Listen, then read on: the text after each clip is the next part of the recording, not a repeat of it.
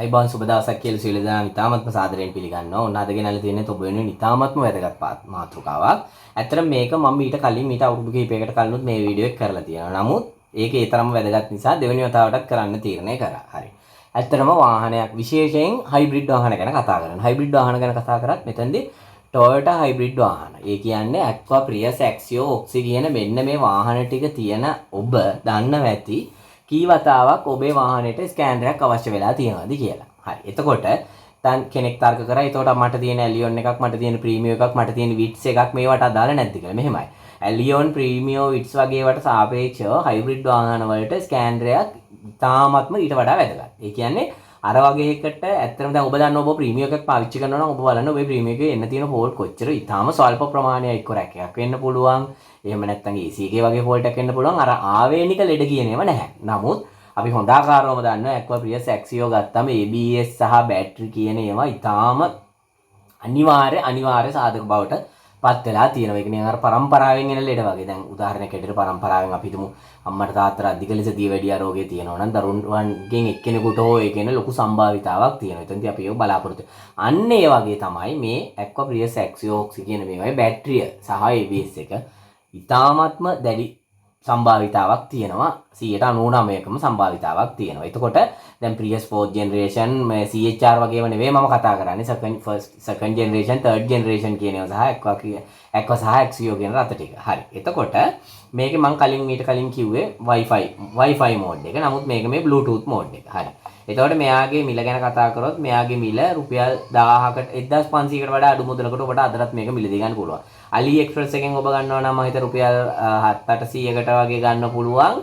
ලංකාවේ මිලදී ගන්නවා නම් රුපියල් 1500කට ඔබට මේක මිලදී ගන්න පුළුවන් කිසිම ප්‍රශ්නයක් නැතුව. හරි. මේ තියෙන්නේ Think Driver කියන එක. මම අද මෙතනදී වැඩියෙන්ම කතා කරන්නේ මේක ගැන. මේක ගැනත් ඔබට වීඩියෝ එකක් දාලා තියෙනවා. මේක ගැනත් ABS වගේ පැත්තේදී මේ වීඩියෝ එකක් දාලා තියෙනවා. හරි. එතකොට මේක ගැන කතා කරොත් එතකොට ELM 327 කියන මෙන්න මේ OBD2 ඇඩැප්ටර් එක ගැන කතා කරොත් සාමාන්‍යයෙන් ඔබ දැනගන්න අපේ ගරාජ් වල තියෙන බාසුන් නහේලාගේ තියෙන ස්කෑනරේ launch XR31 Pro කියන එක මම ඒකටත් ඔබට වීඩියෝ එකක් දාලා තියෙනවා. ඒකත් බලන්න. ඒක නමුත් ඉතාමත් මිල අධිකයි. දැන් ඒක ලක්ෂ 4කට එහා ආසන්න මිලකට ගිහිල්ලා තියෙනවා. ඒක නිසා අපිට ගෙදරක තියෙන වාහනේ කියලා මේක රීසෙට් කරන්න ලක්ෂ 4ක් වියදම් කරනවා කියන එක නිකන් ඇත්තම විහිළුවක්නේ. ගරාජ් එකක් නැතුව තේරුමක් නැහැ. නමුත් රුපියල් 1500ක් දීලා ඔබට ඔබේ බැටරියේ තියෙන සියලුම කන්ඩිෂන් බලා ගන්න ෆෝල්ට් රීසෙට් කරන්න හැමදේම මේකෙන් කරන්න පුළුවන් නම් කොච්චර වටිනවද? ඒතකොට මම කියන්නේ මේක සිද්ධාලේප වේද මහත්තයා. මොකද්ද? සෑම ගෙදරකම සිටිය යුතු වේද මහතා සිද්ධාලේප කුප්පිය. අපි ඕනම ගෙදරක සිද්ධාලේප කුප්පිය තියෙනවා. ඇයි මොනවා හරි ඇඟේ අමාරුවක්, ඔළුවේ අමාරුවක් හැදුන ගමන් ওই සිද්ධාලේප ටිකක් තමයි අපි ගාගන්නේ. එහෙමනම් ඒ වගේම ඔබේ ගෙදර හයිබ්‍රිඩ් වාහනයක් තියෙනවා නම් Aqua, especially Aqua, Prius, Axio, Oxy කියන වාහනයක් තියෙනවා නම් ඒ වගේ වාහන කොච්චර ලංකාවේ ඇද්ද? හරි. බලන්න ඔබ ගාව මේකක් තියෙනවද කියලා නැහැ. ස්මාර්ට්ෆෝන් එකක් නැති ගෙදරක් නැහැ නේද? එහෙනම් ස්මාර්ට්ෆෝන් එකක් සහ මෙන්න මේ OBD2 ELM 327 කියන එක ඔබේ නිවසේ තියෙනවා නම් ඔබට ඉතාම සරලව හයිබ්‍රිඩ් බැටරිය තත්ත්වය බලා ගන්න පුළුවන්. ස්කෑනර් ගහගෙන ඔබට ටෝටල් ලංකා යන්න ලොකු තැන් වලට යන්න එහෙම අවස්ථාවක් නැහැ. ඔක්කොම විස්තර ටික බලා ගන්න පුළුවන්. ඔබට මම ඩිස්ක්‍රිප්ෂන් ලින්ක් එක මේ ඩිස්ක්‍රිප්ෂන් එකේ මේකේ පරණ එකේ වීඩියෝ එකේ ලින්ක් එක දාන්නම්. මේක ප්‍රෝග්‍රෑම් කරන්නේ කොහොමද? ඒ වගේ දේවල්. ඒතකොට මේ හැම දෙයක්ම කරන්න පුළුවන්. ඒතකොට මෙතෙන්දි මම විශේෂයෙන් ඔබට කියනවා ELM 327 කියන මෙන්න මේක මතක තියාගන්න හයිබ්‍රිඩ් පැත්තට ගොඩක් පාවිච්චි කරන්න. හයිබ්‍රිඩ් වලට. හැමදේම පෙන්නුවට මේක හයිබ්‍රිඩ් වලට ඉතාමත් වැදගත් බැටරි එකක්. එහෙමනම් දැන් ඔබ අනිවාර්යයෙන්ම මේන් එකක් අරගෙන ඔබේ වාහනේ කැබි හෝල් එක දාලා තියාගන්න. ෆෝන් එකට ඇප් එක දාගන්න. ඊළඟට තියෙන ලොකුම ප්‍රශ්නේ මේ OBD2 එකට හුඟක් කට්ටිය OBD2 එක සල්ලි දීලා අරගෙන ඇප් එක ඉතාමත් විශාල මුදලක් ගෙවලා තමයි ගන්න සිද්ධ. ඕකනේ තියෙන ලොකුම ප්‍රශ්නේ. නමුත් අපේ මගේ YouTube channel එකේ ඉන්න හැමෝටම මේක ෆ්‍රී දීලා ඇති. හැමෝටම. එතකොට කිසි ප්‍රශ්නයක් නැහැ. වගකීමෙන් කියනවා ELM 327 මේකේ Wi-Fi එක වෙන්න පුළුවන්, Bluetooth එක වෙන්න පුළුවන්. ඉතින් Bluetooth එක වඩාත් සුදුසුයි. මම කලින් ඔබට වීඩියෝ එක කරේ නම් Wi-Fi එකේ. මේක ගන්න. මේක කිසිම ප්‍රශ්නයක් නැතුව මම දෙන app එක Talk Pro එක මේකට වැඩ ගන්නවා. එතකොට ඔබට තියෙන මේක අරගෙන Talk Pro එක ඉල්ලන්න හැමෝටම මේක ලබා දෙන්න. නොමිලේ කිසිම මුදල් ඇගිරීමක් නැහැ. එතකොට කිසිම ගැටලුවක් නැතුව බැටරියේ තියෙන සියලුම කන්ඩිෂන් ඔබට බැටරියේ ඉන්ටර්නල් රෙසිස්ටන්ස් වෙන්න පුළුවන්, වෝල්ටේජ් වෙන්න පුළුවන්, ටෙම්පරේචර් එක වෙන්න පුළුවන්, ඉන්ටේක් ටෙම්පරේචර් එක වෙන්න පුළුවන්, ස්ටේට් ඔෆ් චාර්ජ් වෙන්න පුළුවන්, ඩෙල්ටා SOC වෙන්න පුළුවන්, මේ හැමදේම හිස්ට්‍රි එලාම් වෙන්න පුළුවන් මේ ඔක්කොම. ඒ වගේම හුඟක් කට්ටියක මතයක් තියෙනවා ඔක්කොමත් හොඳයි. හැබැයි මේකෙන් බලන්න පුළුවන් රීසෙට් කරන්න බෑ කියලා. ඔව්. සමහර ට්‍රයිල් ඇප් තියෙනවා එහෙම බැරි ඒවා. නමුත් මම ඔබට දෙන එකෙන් රීසෙට් කරන්න පුළුවන්. කිසි ප්‍රශ්නයක් නැතුව. හිතන්න ඔබ ගමනක් යන ගමන් හයිවේ එකේ යන ගමන් ඔබේ ප්‍රියස් එකේ ආව එලාම් එකක්, බැටරි එලාම් එක. හරිම සරලයි. වාහනේ නවත්තන්න ඕනෙත් නෑ. යන ගමන්ම ගැහුවා ඔය BD2 එක ඇප් එක ඉන්ස්ටෝල් කරලා නම් තියෙන ෆෝන් එකේ. කෙලින්ම ස්කෑන් කරලා එලාම් එක රීසෙට් කරලා දාන්න තියෙන්නේ. ඔබ දන්නවා අපේ රටේ බැටරි එලාම් එක රීසෙට් කර ගමම්ම යන කට්ටිය ඕන තරම් ඉන්නවා. ඒකට සමහර ලාවට ඒගොල්ලන්ට එක වේලකට රීසෙට් එකක් ගහ ගන්න රුපියල් 1000ක් විතර මුදලක් යනවා. සමහරට 500ක් වගේ යනවා. එතකොට මේ මුකුත් කරන්න ඕනේ නැහැ. දැන් සමහර බැටරි කණුව ගලවලා විනාඩි 15ක් 20ක් අයිනේ නවත්තගෙන ඉන්නවා. මොකක්වත් ඕනේ නැහැ මේක තියෙනවා. ඒක නිසා ඉතාමත් වැදගත්. ඊළඟට මේකේ තව මත තියෙනවා. අම්මෝ ෆෝන් එකේ තියෙන වෛරස් කාර් එකට යනවා. එතකොට අහලා තියෙනවද ලෝකේ කොහෙවත් වෛරස් ගිහිලා කාර්යයක් නැවතිලා තියෙනවා. ඒවා බොරු මිත්‍යා මත. හරිද? ෆෝන් එකේ තියෙන වෛරස් එක කාර්යයකට යන්නේ ඔපරේටින් සිස්ටම් දෙකක්. ඒක මේකට බලපෑමක් ඇති කරන්නේ නැහැ. ඒක නිසා බය නැතුව හැමෝම මේක පාවිච්චි කරන්න. මේක අරගෙන ඇප් එක දාලා තමන්ගේ ෆෝන් එකට ගහගෙන හදා ගන්න ඕන වෙලාවක ඔබට බැටරියේ සියලු විස්තර ටික බලන්න පුළුවන්. ඒ තරම්ම වැදගත් මේක. එහෙනම් Talk Pro කියන එක තමයි අපේ ඇප් එක. මේක තමයි අපේ OBD2 එක. එතකොට මේ මොකක්ද? මෙහෙමයි. මේක ස්පෙෂල් කේස් වලට. මේක ඇත්තටම තියෙන්නේ ගොඩක් ABS පැත්තට තමයි. ඇත්තට මේකේ ABS වල එයා බ්ලීඩින් කියන ඔප්ෂන් එක පවා මේකේ තියෙනවා. නමුත් එයා බ්ලීඩින් ඔප්ෂන් එක නම් මම චෙක් කරලා බැලුවා. ඒ තරම් හොඳින් වැඩ කරන්නේ නැහැ. නමුත් ABS ෆෝල්ට් එකක් ආවොත් මෙන්න මේකෙන් ඔබට ABS එක රීසෙට් කර යම්කිසි කාලයක් දුවන්න පුළුවන්. ඒකට මේකට වඩා මේක තමයි වැදගත්. මේක ගැන පොඩි දෙයක් කියන්න හිතුණා. මේක 1 year කී එකක් තමයි දෙන්නේ. මේක ඇත්තටම දැන් මේක රුපියල් මං කොහොමද ඔබට 1500කට ගන්න පුළුවන් කියලා මේක නම් ඒ ගන්නට ගන්න බෑ. මේක ඇත්තම කලින් 3500 තිබුණේ. දැන් නම් මම හිතන්නේ රුපියල් 10500ක් වගේ 10000කට ආසන්න මුදලක් වැය වෙනවා. ඒත් ඉතින් රුපියල් 140000ක් දීලා ඔබ බලන්න මේ ස්කෑනර් එකක් ගන්නවට 1500ක් දීලා මේකයි 10500ක් දීලා මේක ගත්තත් ඒත් ඔබට යන රුපියල් 12000ක් විතර. ඒක රුපියල් 12000න් ඔබට පුළුවන් මොකද්ද? බැටරියයි ABS එකයි ඔක්කොම මැටික් කරගන්න. හැබැයි ආ බ්ලීඩින් වගේ ගොඩාක් ස්පෙෂල් ෆන්ක්ෂන් නම් මේකෙන් බැරි වෙයි. නමුත් ඉතින් හොඳටම ඇති. ඊළඟ ප්‍රශ්නේ. අවුරුද්ද ගියාට පස්සේ මේක වැඩ කරනවද කියලා එනවා. දැන් මම මේක අරගෙන අවුරුද්දකට වැඩි ඇත්තටම තාමත් වැඩ කරනවා. එහෙම කිසි ප්‍රශ්නයක් නැහැ. හැබැයි මෙයාගේ වැඩ කරන්න අනිවාර්යයෙන්ම මෙයාට data ඕන. හරිද? මෙයාට data ඕන. ඔබේ ෆෝන් එකේ data නැති වෙලාවක මේක වැඩ කරන්නේ නැහැ. හැබැයි මෙයාට මුකුත් ඕනේ නැහැ. ඕනම කැලේක ඔබ හිතන්න අනුරාධපුරේ යනකොට හබරන කැලේ මැද්දේදී ඔබේ වාහනේ එලාම් එක ආවා කියලා සිග්නල් නැහැ මුකුත් නැහැ. බය නැතුව ඔබට එලාම් එක රීසෙට් කරගෙන ඔබේ ගමන යන්න පුළුවන්. හරි? ඒ තරම්ම වැදගත්. එතකොට අපි දැන් බලමු දැන් මේක මීට කලිනුත් කියලා දීලා තියෙනවා මේකේ කොහොමද එලාම් බලන්නේ මේ අපි බැටරිය චෙක් කරගන්නේ කනෙක්ට් කරගන්නේ කොහොමද එලාම් බලන්නේ කොහොමද ඒ වගේ ටිකක් බලමු රීසෙට් කරන්නේ කොහොමද කියලා. එතකොට මම හිතනවා තව දුරටත් දෙපාරක් හිතන්න එපා බය වෙන්න එපා. අපි ඉන්නේ 21 වෙනි ශතවර්ෂයේ ගල් යුගයේ නෙවෙයි හැමෝමටම. ලංකාවේ කාට හරි ඇක්වා එකක් තියෙද ප්‍රියස් එකක් තියෙද ඇක්සියෝ එකක් තියෙද බොක්ස් එකක් තියෙද බය නැතුව ගෙන්න ගන්න. බය නැතුව ගෙන්නගෙන බය නැතුව චෙක් කරන්න රීසෙට් කරන්න. බය නැතුව ඔබේ ගමන ඔබට යන්න පුළුවන්. ඔබේ මුදලත් ඉතා විශාල මුදලක් ඉතුරු කරන්න පුළුවන්. මම දන්නවා ලංකාවේ ලේඩි ડોක්ටර්ස්ලා ගත්තම ඇක්වා තියෙන කට්ටිය 100ට මං හිතන්නේ ඇක්වා වලින් 70%ක් විතර පාවිච්චි කරන ලේඩි ડોක්ටර්ස්ලා. ඉතින් අනිවාර්යෙන් ගන්න. බයෝ කරපු කට්ටිය, මැත්ස් කරපු කට්ටිය, මේ ෆිසික්ස් කරපු කට්ටිය. ඉතින් මේ වගේ එකක් රීසෙට් කරගන්න බැරි නම් වැඩක් නැහැ. ඕවා හරි අමාරුයි. ඒවා පුළුවන් බාස්ලන්න හැලට විතරයි. අපි මේවා කරලා නැහැ. මේ කතාව බොරු බයිල. ඇත්තටම ඔබ වීඩියෝ එක බලන්න වගේ පළවෙනි වීඩියෝ එකේ link එකේ තියෙනවා කොහොමද මේක ඉන්ස්ටෝල් කරන්න කියලා. දැන් බලමු මේ වගේ මේ එකක් අරගෙන කොහොමද ඊට පස්සේ ගිහලා ඉතුරු වැඩ ටික කරන්න කියලා. මේ ඔබට තියෙන්නේ Talk Pro කියන app එක ඩබල් ක්ලික් කරාම පේන විදිය. පේනවනේ? හරි. එතකොට මෙන්න මෙතන බලන්න මේ උඩ තියෙන කාර් එක, මේ පින් එක, මෙන්න මේ කියන සලකුණු ටික මේ ඔබ Bluetooth වලින් පාවිච්චි කරනවා නම් සියල්ල මේ එකට පෙන්වන්න ඕනේ. ඒ වගේම දකුණු අත පැත්තේ තියෙන අර aqua කියන ඒ ප්‍රොෆයිල් නේම් එක ඇත්තටම අපි දාපු එකක්. හරිද? ඒක මතක තියාගන්න. aqua කියන ප්‍රොෆයිල් නේම් එක දාපු එක. එතකොට Wi-Fi කෙනාගේ මේකෙන් එක Bluetooth icon එක විතරක් නැතුව අනිත් ටික පෙන්වන්න ඕනේ. හැමෝම ඉතින් Wi-Fi එක නැතුව Bluetooth එක පාවිච්චි කරා කියලා ගැටලුවක් නැහැ. හරිද?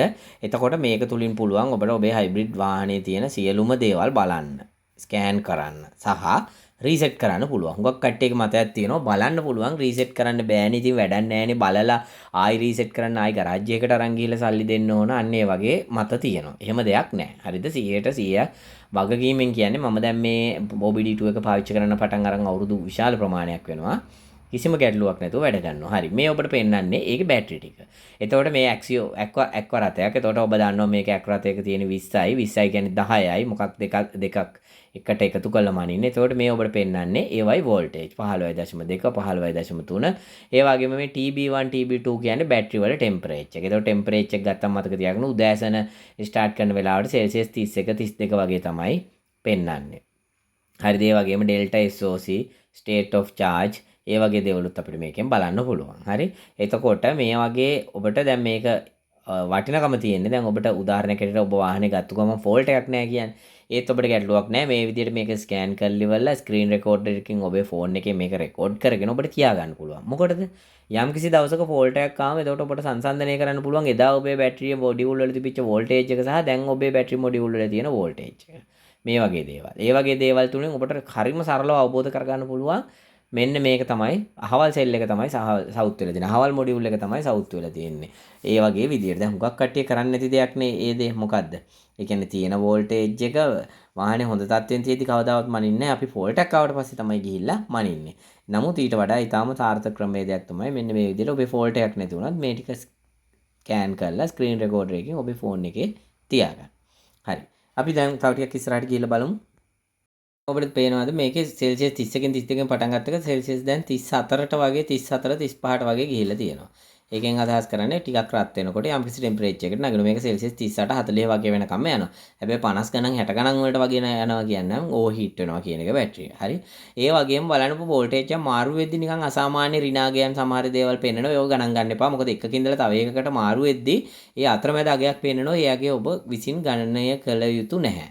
දැන් ඔබට මේකේ හැටියට පෙන්වන්නේ 9යි. ඇත්තටම යට තව සෙල් එකක් තියෙනවා. දෙයක් තමයි මේකේ ඇත්තටම 10යි තියෙන්න ඕන මොඩියුල්. නමුත් මම මේක 14කට අරන් තියෙනවා. මොකද මට ප්‍රියස් එකක් වගේ චෙක් කරගන්න ඕන වුණොත් ඒකටත් අවශ්‍ය ගන්නට. එතකොට ඔබ බලන්න 11 වෙනි එකේ 54ක් වෝල්ටේජ් පෙන්වනවා. ඒක ගණන් ගන්න එපා. මොකද 10ක් මොඩියුල් තියෙනනම් ඒ 10ට අදාළ වෝල්ටේජ් එක විතරයි අපිට වැදගත් වෙන්නේ. එතකොට 11 12 13 14 කියන ඒවා ඇක්වා ඇක්සියෝ වලට අදාළ නැහැ. ඉතින් දැන් ඔබට තියෙන ඇක්වා එකක් විතරක් නම් ඇක්සියෝ එකක් විතරක් නම් ඔබ මේකේ ප්‍රොෆයිල් එක හදද්දි මුලින්ම ඒක හදන හැටි පළවෙනි වීඩියෝ එකේ කියලා තියෙනවා. මේ ඔබට අදාළ මොඩියුල් 10කට විතරක් චෙක් කරන්න පුළුවන්. එතකොට කිසි ප්‍රශ්නයක් නැහැ. හරිද? මොකද මම 14ටම දාලා තියෙන තේරුම් ගන්න ඇක්වා ඇක්සියෝ වගේම මට ප්‍රියස් එකක් බලන්න ඕන වුණොත් මට ඒ ප්‍රියස් එකෙත් බලා ගන්න වෙනම ප්‍රොෆයිල් එකක් හදලා ඇඩ් කරලා යන්න වෙනවට වැඩිය ලේසි මේ විදිහට හදලා තියාගන්න.